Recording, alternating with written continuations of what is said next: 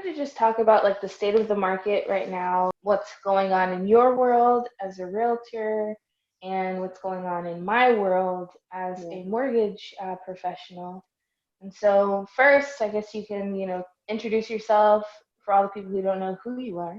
And then I'll do the same and kind of talk about what's going on in my world. My name is Debrah, and I am a realtor in South Florida, and I've been doing this for almost 6 years. But the main goal right now is affordable housing and make it so there are opportunities for everyone. My name is Nadia. I am a mortgage professional. I've been doing this for quite some time. I actually grew up in the business. Anything that there is to know pretty much about the industry, I'm pretty up and up about it. And especially with things happening right now with COVID, I do a lot of reading and that's where I nerd out. So I really enjoy my profession.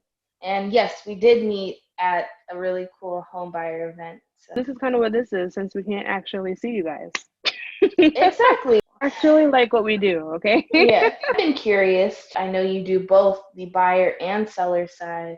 And so just speaking to that a bit and how you're helping people and kind of what you've done that's more innovative to kind of circumvent the craziness that is COVID-19. That is a really good question. And I'm not really sure if anything I'm doing right now is so much more innovative as it is just like a survival tactic. Mm-hmm. You know what I mean? We're all kind of in survival mode.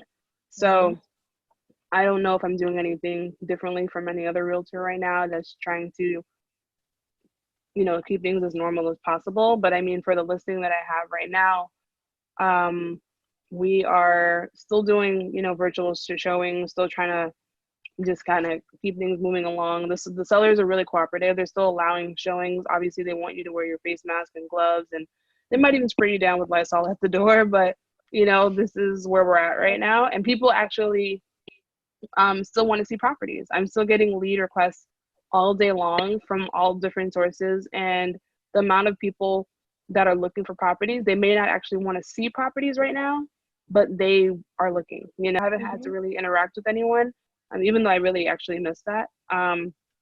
But it's everybody's understanding, and everybody's kind of approaching home buying a little bit differently. I have been sending emails to all of my sellers and buyers and renters, letting them know that I'm here for them. And a lot of people's searches may have stopped because they may think right now is a time for relief. But when this ends, it's like, okay, where did your landlord and you leave things? Do you have to leave as soon as this is over? Are they going to be prorating this whole time and saying that it's all due, as soon as this is wrapped up? So I've kind of just been touching base with everyone to see where they are, if they're okay, to make sure they talk to their landlord. They're also understanding that they cannot be evicted right now. Yeah. There are no foreclosures right now. It doesn't mean that you shouldn't pay your mortgage. Kind of just trying to check in and see exactly where the gap is, because people are obviously still looking to buy. People are still looking to rent, but nobody wants you in their houses to actually show these places. I mean, my sellers are awesome, but a lot of people are like showing some stuff for now, So, I mean, properties are still selling, but it really all depends on the buyer. And then it's a weird time, but things are still moving. So I'm not complaining, we're just kind of going with the flow. I can like piggyback and talk about that, because for the people on here who don't realize, like, mortgage brokers and real estate agents do work pretty much hand in hand. Yes, I am considered a third party because of the financing aspect. However, everything should be synergistic, really, because what happens in the mortgage industry, especially with the people who are getting financing, and majority of people who are going to purchase a home usually aren't buying it cash. They're usually doing financing. And so a lot of things have changed. I think it was like March 23rd where like things started happening. It was like, I think the first week of the shutdown of of everything. And so a lot of people had lost their jobs. And then the mortgage rates like shot up really quickly, and like you could have been in the middle of a transaction and kind of been like squeezed out because you didn't meet certain criteria that they started implementing in the middle of all of this to make sure that all right, they would not be over leveraged as lenders, and then they like everybody would be safe pretty much because it could just like what potentially like what happened in 2008, like some of those things um, they were in fear of, so they were just taking like the proper precautions. So some Mm-hmm. of the guidelines, like before, for example, like an FHA loan, which is a federally backed loan, it's government backed loan, um, you could enter into that with a credit score at minimum of like a 580, right? Mm-hmm. But now a lot of lenders like do not want those credit scores. They want something like a 640 or above. Okay. And so that's where you can see some of the people who may have qualified before all of this are not going to qualify right now because their credit score is not at that minimum threshold that they've recently just changed. I think this is really, really, really important, especially Mhm. because before this, I was telling buyers about the 580 minimal requirement and how that could benefit them depending on if Mhm. they qualify everywhere else, if they check off all the other boxes. But because of how things are going on right now, and the banks are afraid of a possible recession, this is why the credit score requirement is not as lenient as it may have Exactly. been, a month ago, right? It's going to cost the buyer a bit more to get, so the rates are historically low still, Mm-hmm. but it's going to take more legwork, more gusto in order to get the loan that may have been easier just a few weeks ago for somebody to Okay. obtain. So like the 640, right? So if you have a Mm-hmm. 640, then your debt to income ratio also, like they've stacked some of the guidelines. So these are temporary guidelines. I don't think they're Mm-hmm. going to last forever, or last for a long time. I think they're going to ease up as soon as, things get back to normal, Mm-hmm. and people start getting their jobs back again. But for the people who have their jobs now, still looking to buy, just know like there are some additional criteria. And Mm-hmm. for me, I'm very forthcoming with all of my clients and with my partners and letting them know like, hey, here's what's going on right now. Here's what you can expect. I know we talked before all this went down, and I was all you need to do in order to be pre-approved and like let's get you through. But then if there has been any changes and you're below that 640 or you're below whatever the threshold is, like or you can't come up with certain reserves, like they want you to have reserves now.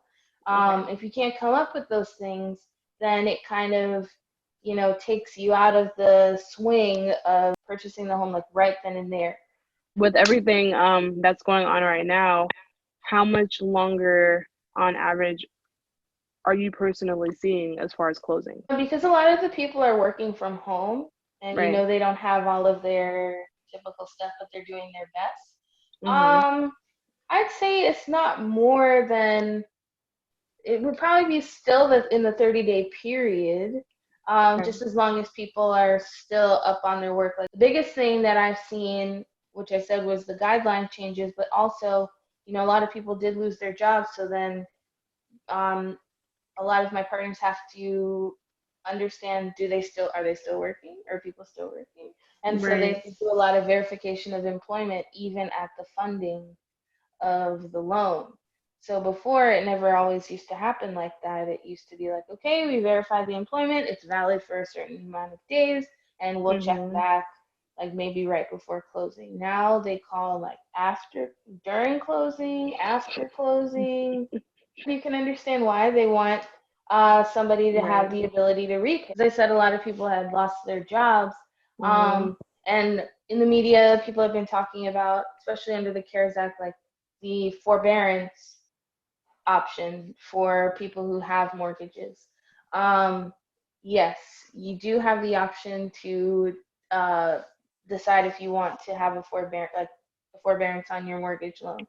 But Mm-hmm. if you do have the money, like I say, you use forbearance as like a total last stitch effort, Mm-hmm. in order to keep yourself, it's not really current, but keep your property if you know that you're going to be able to climb out of it and have a job after all this is said and done. And the reason why I say that is because forbearance is not forgiveness, okay? So it really means all right, you cannot pay the mortgage for, and they're giving 180 days, right? You don't pay a mortgage for 3 months. Depending on who your servicer is, they may want to accelerate the payment from the 3 months that you missed into month 4. So meaning you pay month 1 through 3 and 4 in month 4. That's quite a bit of money, especially, and we can just say like, okay, your mortgage maybe is $1,000 a month. Think about that. That's $3,000 plus another 1,000, which happens to be 4,000. I don't think at that time they'll be having that lying around. Some will allow you to modify the loan, which is fine. Like you can do a loan modification. Or they may, put it to the back of the loan. But some people don't realize when you do go into forbearance, you can't get a conventional loan in the future until like the whole loan is pretty much satisfied. I don't think a lot of people know that. No, you have to be able to qualify for a conventional loan in the future until the loan is satisfied. So that really means like, yes, you can probably do a government-backed loan, and hopefully things will be fine with government-backed loans. Once all is said and done, it doesn't mean you can't get an FHA loan. But if you already have an FHA loan, and you pay that off, you have to wait an additional 3 years in order to be considered eligible for an FHA loan. There's a lot of guidelines and things swirling around, but all I say is ask the right questions. We hope that this video was able to help you, and if it did, I hope that you guys hit the like button and smash that subscribe button, and we will stay here as long as you guys keep rocking with us.